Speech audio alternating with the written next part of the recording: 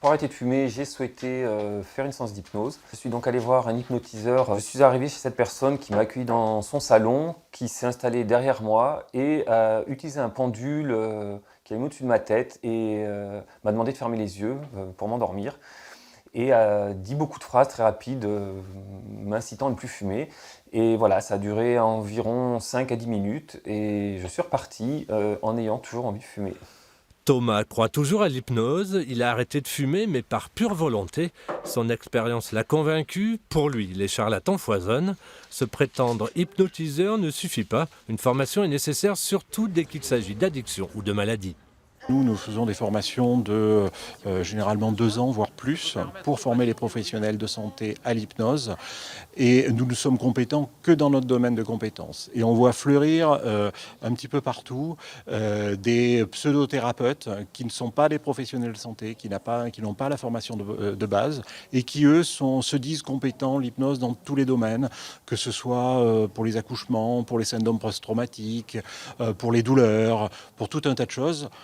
Ça me paraît un petit peu curieux et je pense que le vrai danger, il est là pour nos patients. Les bruits qui sont autour de toi, tu les évinces. Pendant le stage, les élèves jouent tour à tour le rôle du thérapeute et celui du patient.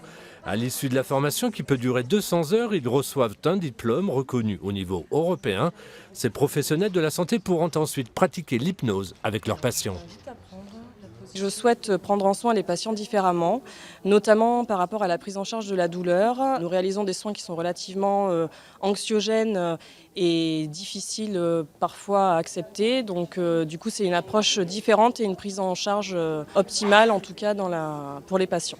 On ne devient pas infirmière juste en traversant la rue. Donc on ne pratique pas l'hypnose sans formation. À mon sens, c'est impossible. Ça nécessite des connaissances, des compétences, des mécanismes qui sont obligatoirement à acquérir. Cette technique est de plus en plus développée dans le milieu hospitalier, mais aussi en médecine de ville.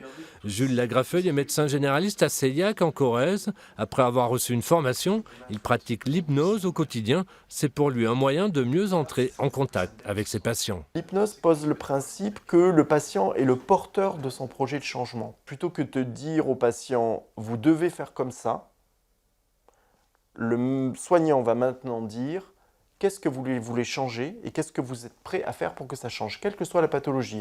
Et si le patient est propriétaire de son projet, il y a une efficacité qui est très nettement supérieure en termes d'amélioration du problème, quel que soit le problème. Avant de consulter un hypnopraticien, assurez-vous qu'il s'agit bien d'un professionnel de la santé et n'hésitez pas à lui demander quelle formation il a suivie.